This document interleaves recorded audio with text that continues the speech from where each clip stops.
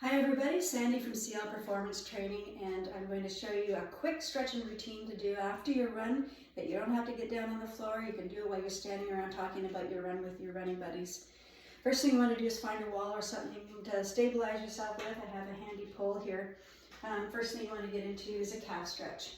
So you're going to get into your stance position, but instead of getting into that right away, drop your back knee and keep your heel on the ground.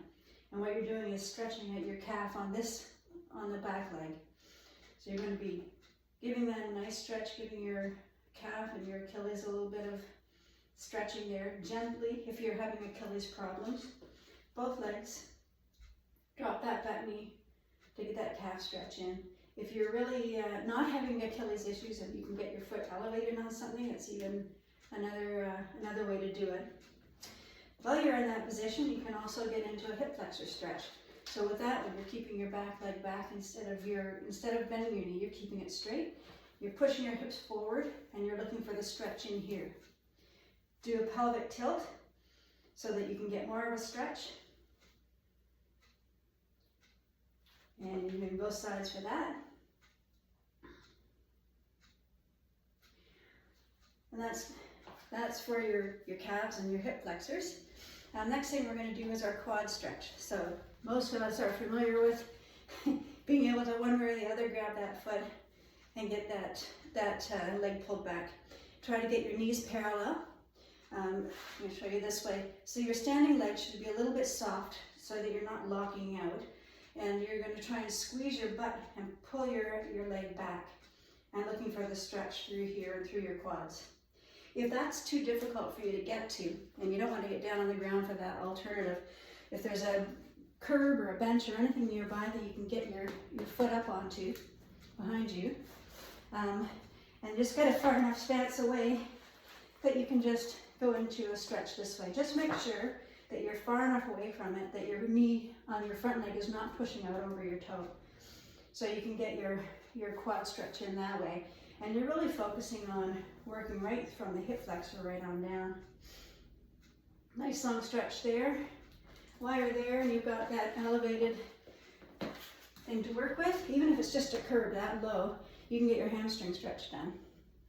So you're basically keeping that back leg soft and keeping your hips square to the front and just letting that hamstring get stretched out. If you can reach your toe, great, give it an extra tug. If not, go as far as it's comfortable for you. And then if you want, you can even get into an inner thigh stretch by turning this way,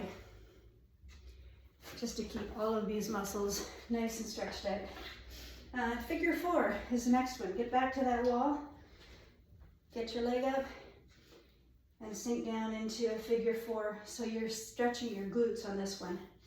So you want to try to get your knee straight underneath you rather than letting it falling out. Show you this way. Try to keep you, rather than letting yourself drop out on the hip and the knee, get it under you and get that stretch happening back through the glutes. So you're getting both sides with your figure 4 stretch, keeping that knee under. As soon as you get in that position, bring that knee back. And finally, a side body stretch. So stay at that wall, get yourself into a staggered stance, and push your hip out. This hip is going out, and you're getting a stretch all up the side body.